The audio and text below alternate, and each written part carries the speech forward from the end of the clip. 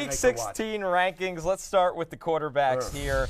1 through 10, obviously Josh Allen and Pat Mahomes at the top of the board. No surprise there. But, Barry, what's the notable one to you on this list? For me, Geno Smith comes in at QB6. I know people are concerned about him losing Tyler Lockett on the road at Kansas City. It's cold, as he heard Lord don't like cold talk about. But Chiefs have allowed the most touchdown passes in the league.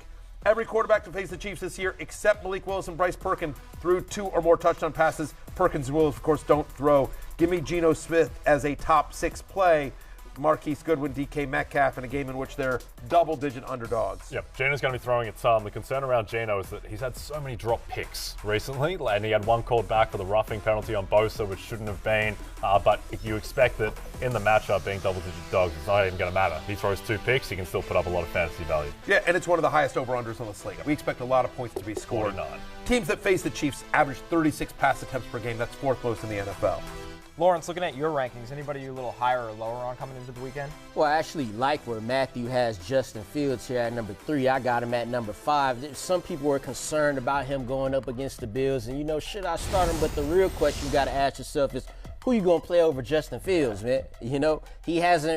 He hasn't rushed for less than 60 yards in 2.5 months. So in a different sport. Yeah, right. And look, you see that there, and that's what he's going to bring to Week 16, right? Even in this cold weather game, even in this low over-under, even though they're, 8.5-point dogs, he's going to bring you that element right there that you're looking at. So he shouldn't be no less than a top 5 finisher this week, and you shouldn't question starting him. He's a real-life Tecmo Bowl game. Yep. Yeah. That's exactly what he is. Let's take a look at the list outside the top 10 here. Rankings number 11 through 20. And, Barry, I was really interested when I saw Daniel Jones right on the outside of that top 10 looking in. Yeah, 30 or more pass attempts and 10 or more rushes in 2 of the past 3 games. The volume has sort of been there. It's a good matchup with Minnesota. No team in the NFL since Week 10 is allowing more passing yards per game. They're giving up 308 per game. Oh, by the way, you know what this game is? Indoors. The game's indoors. So, yeah, if you're looking at a streamer, I think he's a top 12 play this week. He comes in at QB 11 for me. Yeah, Daniel Jones he's extremely underrated. He's been very solid this year. He's mastered the offense. If Daniel Jones was playing on the Jets, they'd be 10-5 right now. And I think that between the level of play he's given them, Saquon looking healthy again, and Darius Slayton's a real thing. He's a very solid wide receiver, so you'd expect that Jones will produce in a very favorable matchup. I also like Kirk Cousins against him in that matchup. Again, I think that's a game to target. It's a sneaky over. You talked about it at the top of the show, Jay. Again, indoors, 2 decent offenses, 2 good matchups in terms of bad defenses on either side for solid quarterbacks. Lawrence, your top storyline when we started the show was Miami and Green Bay. You see Aaron Rodgers there at 12, and you talked about how Miami needed to get that run game going. How do you think that impacts Rodgers this week? Yeah, and I see Matthew has him at 12. I have him at 10. This is probably the highest that both of us have ranked him in a hell of a long time, But like we talked about earlier, the over-under is 50. They're only 4-point underdog, so that's interesting as well. So that means they're going to be able to come back with every shot that Miami's going to be able to give them. So just, throw out what you saw last week of Aaron Rodgers avoiding to throw the Hail Mary, which was very odd to me. He didn't want to throw that second pick. That's what it was. But the Miami Dolphins' defense can be vulnerable throughout the game. They'll make the play at the end, but Aaron Rodgers should be able to have somewhat of a bounce back. Yeah, Xavier Howard, a little bit of a legacy Pro Bowl choice, it felt like this year from that Dolphins secondary. He has not been the same Xavier Howard we're used to seeing. Again, good weather game, right? Yes, Over-under is 50. The game's in Miami. Dolphins 3.5-point favorites in this one, so they're going to have to throw. I mean, I like I certainly like Aaron Jones here, but they're going to have to throw. They're going to have to throw, and Jones, of course, is part of the passing offense. So we have a tweet here. Right. Really interesting question. People using the hashtag FFHappyHour. Sure. Yeah, this particular individual has Jalen Hurts, and the other available quarterbacks in the league are Aaron Rodgers, Gardner Minshew, or Derek Carr. Are there any of the 3? It seems like Rodgers was the play you guys are leaning towards here, right? Yeah, I jump at that. He's not even available anymore in a lot of leagues. So Cortland, I would definitely jump on that. And I love the way you spelled Minshew. Yeah. Chew. For whatever it's worth, I actually think he has them ranked correctly. That's how I would rank them. I would say Rodgers, then Minshew, then Carr, who's on the road at Pittsburgh in what should be a very cold weather game as well. All right, Godspeed to Cortland there, and hopefully you could still get Aaron Rodgers to start in place of Hurts. Let's look at the running back rankings here. Starting right at the top, Christian McCaffrey, maybe the biggest Pro Bowl snub. Shows you where the Pro Bowl is at right here. Barry, looking at this list, what's your biggest notable running back in the top 10? I think it's Josh Jacobs. I mean, not everyone's going to start him, but I just think people might be concerned on the road at Pittsburgh. Yeah. Since Week 10, first off, the fact of the matter is that the Steelers are sort of getting by on reputation here. They've allowed 110 rushing yards or more in 3 of the last 4 games. Running backs that have gotten at least 15 touches against the Steelers this year, averaging 19 fantasy points per game. Why do I say 15 touches? Well, listen, since Week 10, Josh Jacobs is averaging 29, literally double, 15. So I think he could have a truly epic game. He's my running back 4 in a cold weather game. It's going to be Josh Jacobs all the time, every play. He's a top 4.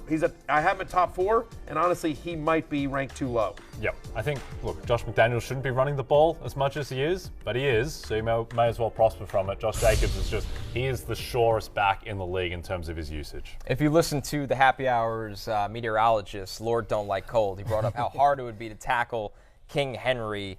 Lawrence, where does King Henry come in for you this week? He was RB2 on Barry's rankings. Yeah, so I'm going to go running back 1 right here.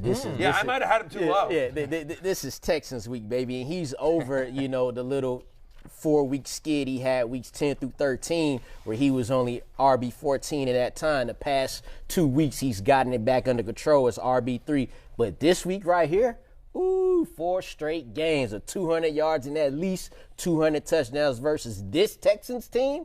This might be the worst Texans team he done faced out of them last 4 games. So give me Derrick Henry as running back 1 this week.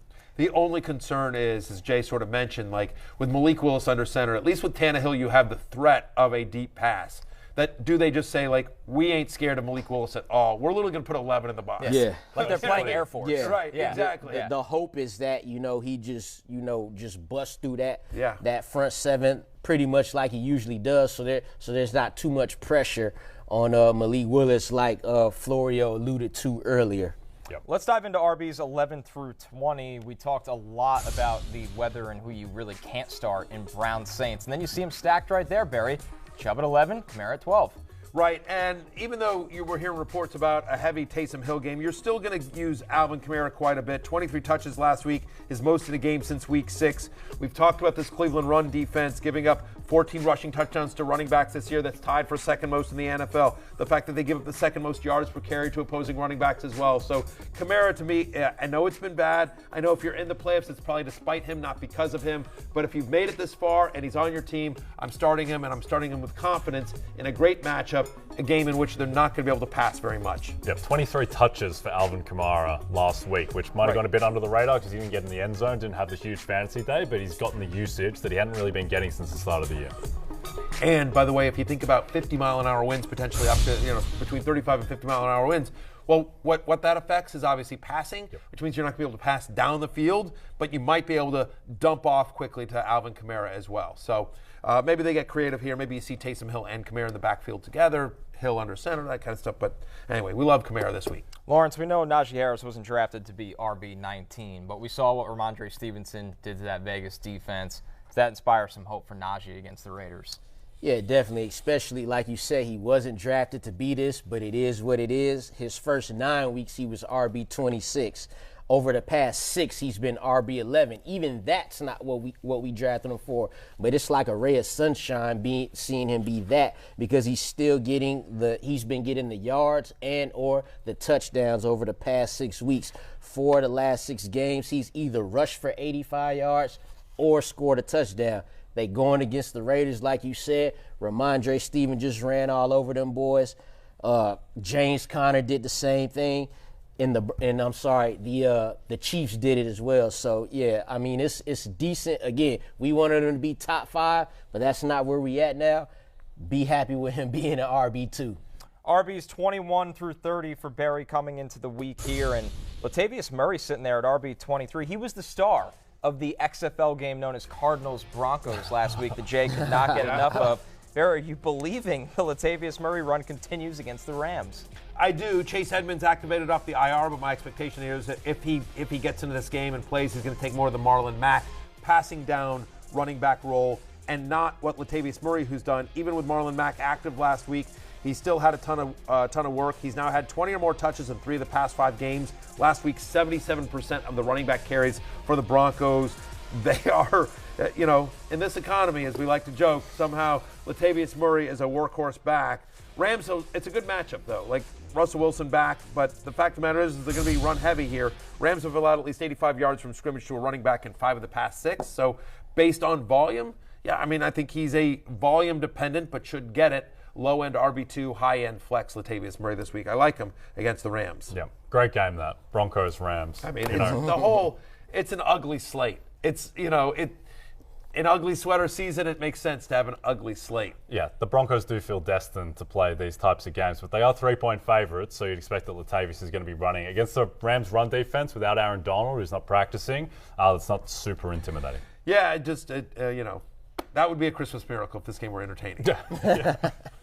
Lawrence, we see J.K. Dobbins coming in there at RB25. Where is he for you? Because he finally looks like the J.K. Dobbins the Ravens expected when they took him in the second round, now that he's finally healthy. This one is where we have the biggest gap, Matthew. I have him as a top 15 running back this week. Yeah, we got the what else are the Ravens going to do? They ain't throwing. Even when they try to throw, they throw it to 300-pound fullbacks out the slot. Yep. And J.K. Dobbins has been hot. You got Atlanta. It's a good matchup. Alvin Kamara was able to get back on track versus this Atlanta team. The Atlanta offense might just be giving possessions to the Baltimore Ravens. So J.K. Dobbins and Gus Edwards could go to work there. Yeah, no, look, I think they go run heavy. I like Dobbins quite a bit. He's had at least 120 yards rushing in both games. The problem is he has no passing game usage. When they do pass to a running back, it's Justice Hill. So he's the lead of a 3-headed committee, but it is a 3-headed committee. And so with no passing game work, even if he's getting 120 rushing yards, like 12 points, that's fine. That's solid. But you need that touchdown. Now, I think there's a decent chance he gets it against the Falcons, who, since Week 10, are allowing the 5th most rushing yards per game to running backs. They give up a lot of fantasy points to opposing running backs. But that's why I have him a little bit lower than you, Lawrence. He needs a touchdown to really pay off, to be part of that. He's touchdown dependent beyond being an RB2 because he just doesn't get any passing down work. Nobody getting no passing down work, and not even the receivers. No, again, Devin Duvernay on the IR for them. You're starting Mark Andrews here, but I guess if you're desperate, maybe Demarcus Robinson. Yeah. But it does feel like the way to attack the Falcons is on the ground. And somehow Sammy Watkins finding his way back. And Sammy Watkins going to play. He's going to play. That's how desperate the Ravens are for wide receivers. Sammy Watkins waived by the Packers, signed by the Ravens, a return. He's been in the Ravens system before, and they're literally going to play him this week. They're they hand him a jersey and get on the field. Yeah. Shades of Baker Mayfield. I hear they're sniffing around Marlon Mack as well. You got Marlon Mack, Deshaun Jackson, Sammy Watkins. Get the trio together. Right. I mean, every Ravens, right. Le'Veon Bell each year. Right, exactly. 2015. Right. Yeah. Hey, look, there will be no Deshaun Jackson slander. He's a Jackson. He part of the family. Fair enough. But I mean, they're truly desperate at wide receiver. You know what I mean? Yeah. By the way, I desperately was trying to come up with an obscure Ravens wide receiver. And I saw your brain working. I was literally trying to come up with Tylan Wallace. He's there on you the go. roster. There you go. That's a nice. James Prochet. I was trying to think of one for 10 years ago. Lee Evans? Yeah, I was Lee Evans. Did That's Lee a Evans good play one, for Lee them? Evans. Yeah, exactly. So I'm that's what he's known for in his Ravens career. Someone find Lee Evans and dust him off. Get him out there. Jacoby Jones. He's good on the Bills. Oh, Jacoby Jones. That's a nice one. There you go. Rashad Perriman. What's Rashad Perriman? Yeah. You get Rashad Perriman back, right? Finds his way back on the Bucs at some point every I always year. like Torrey Rashad Smith. Perriman. Where's Torrey Smith these days? Yeah. It's bad. All right. Last one on the running backs here, guys. Cam Akers comes in as RB28. Barry, is he flex viable this week, Cam Akers? It never looks pretty, but then you blink and you're like, you got 10 to 12 points. And what you'll take from him. Yeah. Flex viable is about the nicest thing you can say about him. So I tried to be nice. The positives of is that he's getting work. He's had at least 13 touches each of the last couple of games here, and so in a game in which you're not scared about the Broncos. It feels like you can run somewhat on the Broncos. I mean, James Conner had a monster game against them last week. In a game which Trace McSorley was the quarterback. So I think that given that he's the lead running back of the Rams, such as that offense is. yes, he is. He's like, if you squint, flex viable. I think I'm at running back 30. You know what I mean? So he's a low-end flex. He's kind of a touchdown-dependent flex. But if you're truly desperate, if you're like, I need somebody who qualifies at running back that's going to get double-digit touches, Cam Akers qualifies at running back and will get double-digit touches. Sounds like beer goggles, which we will Oh, get my to. God. I would have thought Kyron Williams would have had more involvement in that offense by now, but he's just not getting it. It's just No. not happening. So it seems like it's just going to be Cam Akers. It feels like a true mess in Los Angeles as they're figuring stuff out. Like, you know, it's this guy, it's that guy. They're just trying anything. You know, there was a moment that Ronnie Rivers was going to be the guy. Like, it's all happening. Team on the Super right? Bowl I mean, last year. like Cam Akers. I mean, just when Cam Akers went from he's our guy to we're going to trade him to he's a healthy scratch to we're going to trade him to we can't trade him to he's taking an extended leave of absence from the team to we released Darrell Henderson and now we all love Cam Akers and he's the guy. Yeah, the viable flex. Sure, there you go. What a world. He qualifies at running back. That's what he can say. He on the qualifies list. at running back, and he's going to get 10 touches. 10 to 15 touches. Quick note. in a decent Running matchup. back 14 over the past 3 weeks. I don't know. All right. I don't know. He had the 2-touchdown game a couple Yeah, weeks the ago. two So that touchdown- inflates it, you know, that kind of stuff. But yeah, is there a chance he falls in the end zone? Of course there is. So yes, a touchdown dependent flex. Let's get into the wide receiver, starting right at the top here. You sure you don't want to talk about Cam Akers? No, I'm done. I actually regret asking the simple question of him being a viable flex. I will never bring up Cam Akers on this show ever again. Thank you. Then you're welcome back. All Okay, right, you can come yes, back. I will get the invite. Yep. You brought up earlier, Barry, DK Metcalf. We know Lockett's out. Barring, put the cold away. This should be a shootout kind of game, especially against that Chiefs secondary. He comes in as wide receiver 6 for you this week ahead of players like Amon-Ra St. Brown, Keenan Allen, A.J. Brown, CeeDee Lamb. Yeah, DK Metcalf talking earlier in the week about he's not worried about the cold. He'll play shirtless. Yes. DK is all man. Yeah, we believe And him. it's worth noting about this matchup, as great as the Chiefs' offense is, defensively they've had their struggles. No team in the NFL has given up more touchdowns to opposing wide receivers than the Kansas City Chiefs. Why does that matter? Because no player in the NFL has more end zone targets this year than DK Metcalf. So Metcalf, who has at least 19 end zone targets this year, which is 4 more than any other player, gets a Kansas City Chiefs defense that really gives up a lot of touchdowns. It's worth noting that every wide receiver that's seen at least 7 targets against the Chiefs this year average 20 fantasy points per game. We expect DK Metcalf to get 7 targets, especially in a game with no Tyler Lockett, and they're 10-point underdogs. Yeah, all in on DK Metcalf this week. Yep. You with it? Yeah, simple as that, Jay? I think so. Firstly, I don't really like DK Metcalf. He makes me feel like less of a man when I see DK Metcalf. Scared of the guns? When I see the guns, when I hear him talking about the cold, Yeah. it's like, well, I'm not built like you, and I'm terrified of the cold. Yeah, exactly. I like it. For the record, the 3 of you make me feel like less of a man. Like, for me, it's a much lower bar to get over, just so you understand. Yeah. Jay don't like cold. Yeah, Jay don't Hashtag. like cold. Yeah.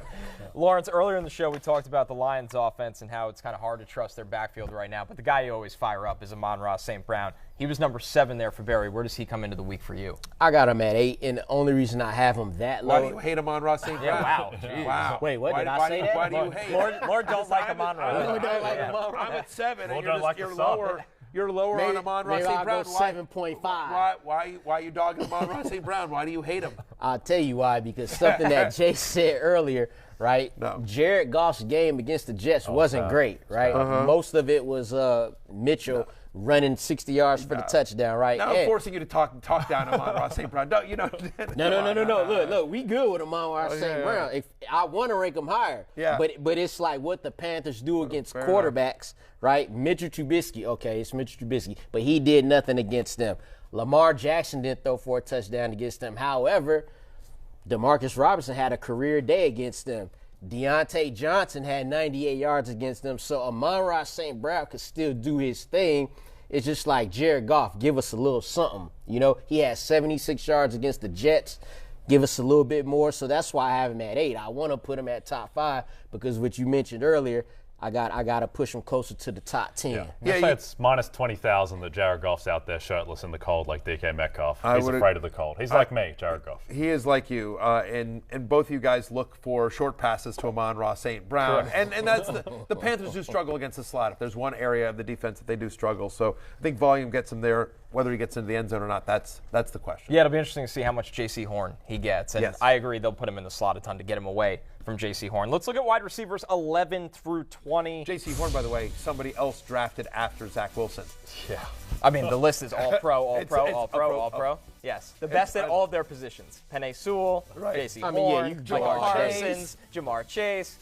Kyle Pitts was there. Kyle Pitts had a great rookie year. Yeah. Wasn't he the first 1,000-yard rookie tight end in NFL history? believe so. Yeah. And then Arthur Smith turned him into a blocking tight end. Listen, Zach Wilson went ahead of Davis Mills, and Davis Mills is better than Zach Wilson right now. Yeah, I mean, Can't argue that. it's Can't argue unbelievable. that. Why did I show up? I've been corrected in my ear. Mike Ditka had 1,000 yards as a rookie tight end. Yeah, You messed that in one up, man. 1961. Yeah, exactly. Yeah. All right. Wide receivers 11 through 20. JuJu Smith-Schuster in that matchup we keep talking about with the Seahawks and the Chiefs. Listen, we know it's the Pacheco and McKinnon show recently, but JuJu kind of old reliable a little bit right now, right? 21 targets his past 2 games. He's starting to look. He looks like the JuJu finally. Took him a little while because he had that bad concussion, but he's finally looking like the JuJu that we saw just before he went out with a concussion. He's looking. Him and Mahomes are really connected. As I mentioned, 21 targets over just the last 2 games, 19 receptions the last 2 games. Seattle allows the 5th most yards per reception to the slot, which is obviously where JuJu lines up the most. And it's worth noting that in games in which he sees at least 5 targets, and again, he's had 21 targets the last 2 games. That's like, by the way, that's 10.5. He's averaging 10.5 targets. Did that math in my head. I don't want to brag, but literally just right there in my brain, just did that math. So he's averaging 10.5 targets a game over those last 2. When he gets at least 5 targets a game this season, he's averaging 19.4 fantasy points per game. 16.4. He's my wide receiver 13. Yep. Unconventional, but I think I'm the Chiefs. in on JuJu. Yeah. It's bad. God bless it. It's December 23rd. This man, he killing it You today. get what you get. You Platform. get what you get. That Christmas bonus ruins is going to be Christmas. something. You get what you get. Yeah, I think the Chiefs should sit Travis Kelce and JuJu for this game. I just want to see what Patrick Mahomes can do against this Seattle pass defense. Just Sky Moore, MVS, that's enough. That's fine. Let's wrap up the MVP, Patrick. Exactly. Come on, Noah Gray, career year. Yeah, a career it's game happening. coming for Justin Noah Watson. Gray and Yeah. Justin Watson. Yeah, let's do it. Exactly. On this list contained my favorite stat of the season, which is Deontay Johnson not having a touchdown on 123 targets. I thought it was up to 153. Is it just 123? 123. We are wondering. I know we've asked on the show, does it get to 150 without a touchdown? He comes in at wide receiver 18 for Barry. Lawrence, where do you have Deontay? And I think the real question is, does he even need the touchdown to matter in fantasy right now? He won't need it for this week because he's going against the Raiders. Just do what you did last week with Mitchell Trubisky. The only thing that's concerning is that Kenny Pickett is back. He wasn't seen, he saw 98 yards and 82 yards the past 2 games with mostly Mitchell Trubisky. Can he get that type of, he's going to get the volume, but can he get that type of yardage? So I like Barry's ranking for him here. I got him at 22, which is where I haven't ranked him that high and that long either. But because it's the Raiders, we solid with it. So at the end of the show, we do our bold prediction segment. And so this is not my bold prediction, but I'm going to add a bonus one. Deontay Johnson scores a touchdown this week. Wow.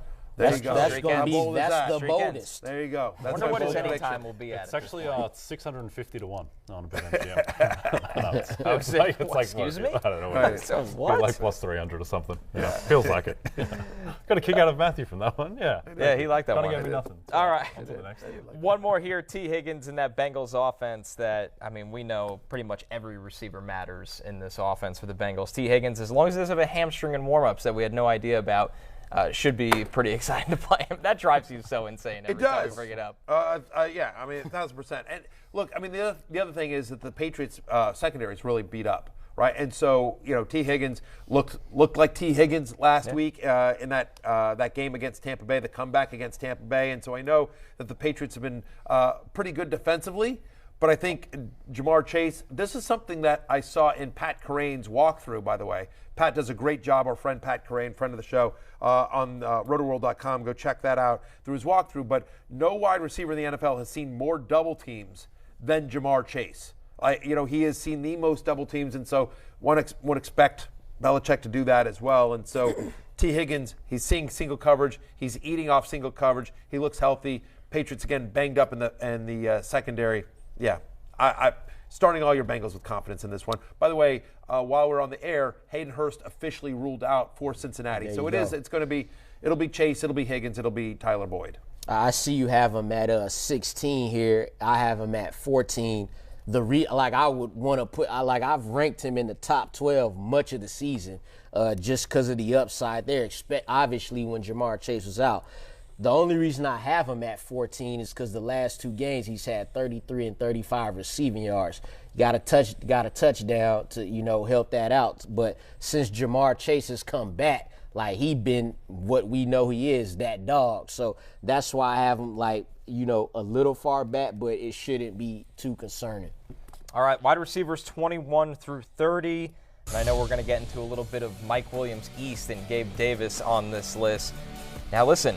We know we've been kind of lower on Gabe Davis recently, but he does have the Bears this week, Barry. He does. And the Bears allow the 5th highest completion rate on deep passes this season. Why does that matter? Because no wide receiver that's, quote, qualified in terms of number of targets has a higher average depth of target than Gabe Davis's 15.1. They will always take deep shots. He's due. I'm saying Deontay Johnson gets in the end zone. What you got for Gabe Davis? He's due. He's due. I've looked at the analytics. I've done the deep dive. Check the numbers. Check the numbers. It's science. He's freaking due. Every 8th game? Bold prediction. Deontay Johnson scores this week. Gabe Davis scores this week. I'm going to parlay that. I'm going to parlay that anytime touchdown. Now, those two on I was BetMGM. with you on Deontay Johnson. Where I use promo code Barry. I'm going to do that. It's risk-free. You just get it back. I'm going to bet $1,000. That's what I'm going to do. I'm going to bet $1,000 on Gabe Davis and Deontay Johnson anytime touchdown. Damn. And then I'm going to buy an island because the odds of that, when that cashes, and if for some reason it doesn't, I get my $1,000 back in free bets because it's a risk-free first bet when you use promo code Barry at BetMGM. All right, at the bottom of that list was Drake London coming in at wide receiver 28. Guys, if I had to ask you what you thought Desmond Ritter's passing yards total was set at this week, what would you say? Well, give me a range here. I don't know, 30?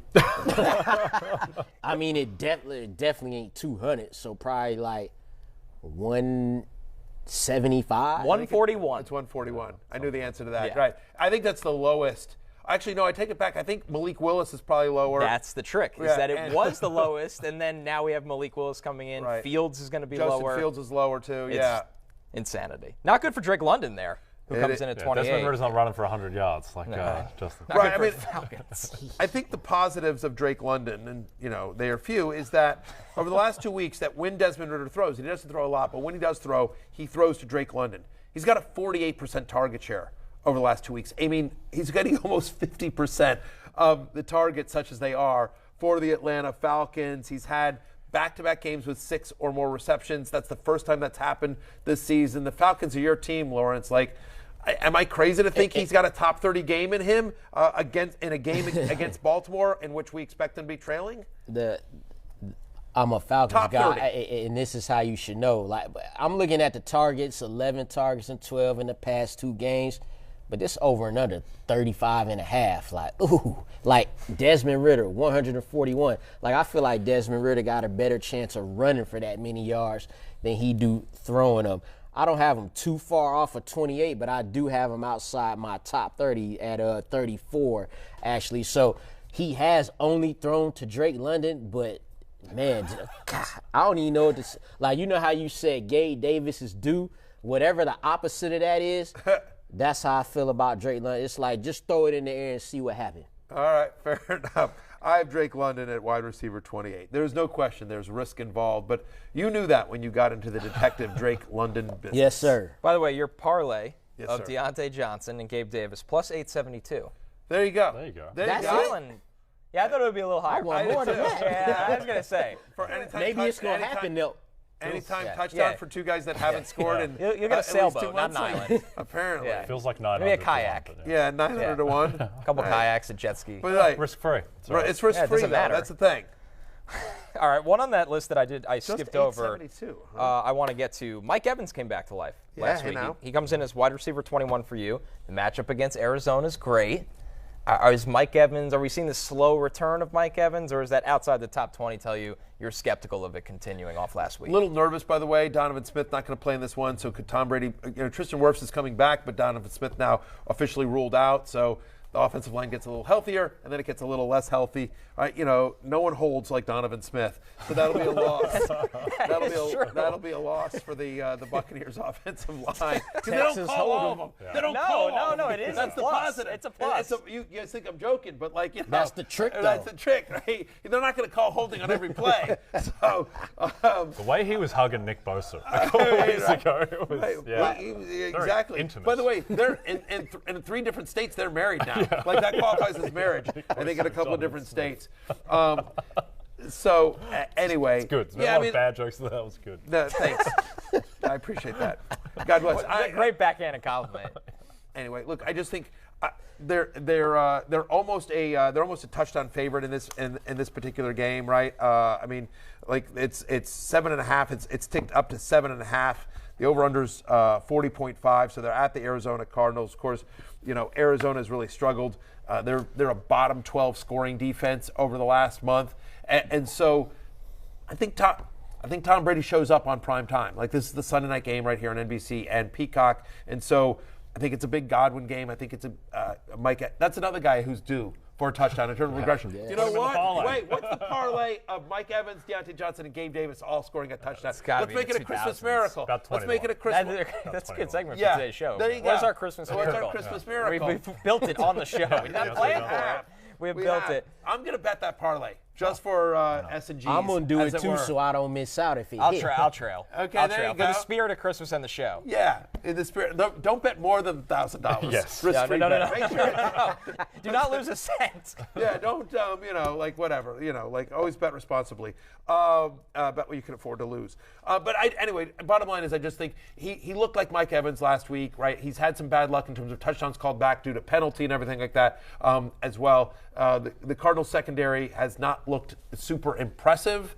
And so I also think, by the way, and I don't have a stat for this, but Brady is one of those smart quarterbacks who understands players and games, and like he's hearing the chirping out there about Mike Evans. Yeah. He's going to do everything he can, I think, to force a touchdown to Mike Evans in a game in which they should win and win handily. I think he gets a cheapie. They're getting close. I think he's going to try to get a cheapie one to Mike Evans. So, yeah, I'm starting Mike Evans. The risk obviously puts him just slightly outside the top 20. I prefer Godwin to him, but I think he has a good game here. All right, let's finish the rankings with the tight end position, starting at 1 to 2. It's been a hell of a year, guys, for the tight end position, and I mean that in the most disrespectful possible way. Travis Kelce at the top, but Mark Andrews still hanging on there, coming in at number 2 for you, Barry. Falcons have allowed at least one touchdown to a tight end in 3 straight games. They've allowed the 4th most catches, 6th most yards to the position. He's Mark Andrews. I know he's been bad, but whatever. They're starting Sammy Watkins. Come on. Mark Andrews gets in the end zone. He's my number 2 right there. All right, Dallas Goedert coming in at 6. We know Gardner Minshew is a big fan from their limited time together. Lawrence, where did Goedert come in for you this week? Actually, tight end 3. Before he got hurt, he was tight end 3 on a points per game basis behind Mark Andrews and tight end 4 and behind Zach Ertz and obviously Kelce. Ertz is not here no more, so we got Gardner Minshew in. Depend on all the weapons. I like him. Let's get into the streamers range. Tight ends 11 through 20. This is, pick your poison at this point. But Noah Fant at the top of the board here, Barry. And we know the matchup he has in Kansas City, and he's kind of had a couple good weeks here. Yeah, you speak about the matchup in Kansas City. Chiefs bottom 6 in terms of most touchdowns allowed to tight ends. Fant, who scored in 2 of his past 3 games. There's a 23.5% target share narrow available with Tyler Lockett on the shelf. Some of that will go to Marquise Goodwin, but some of that will go to Noah Fant. They use him much more in the passing game than Will Dissly. Those guys are splitting snaps, but Fant much more athletic and the better chance to get into the end zone. Juwan Johnson coming in at tight end 15, a guy that didn't even play tight end in college. He was a wide receiver, now finding his way into the tight end rankings. Lawrence, where does Juwan come in for you this week? I got him at tight end 15 like Matthew does here. He scored in 4 of the last 5 games, but again, we talked about this game earlier and people who we could start, so I'm not loving it this week, but only if I really like. I'd rather start Taysom Hill at tight end this week than Juwan Johnson. Hey, it's Matthew Berry from NBC Sports and RotoWorld.com. Just want to thank you so much for watching what you just watched, or at least being too lazy to click out of it after the autoplay just kept it going. So either way, thank you so much for just letting it scroll by your screen. And now I'd like to ask you respectfully, please subscribe to the NFL on NBC YouTube channel for the latest NFL news, fantasy headlines from RotoWorld, and betting analysis from NBC Sports Edge.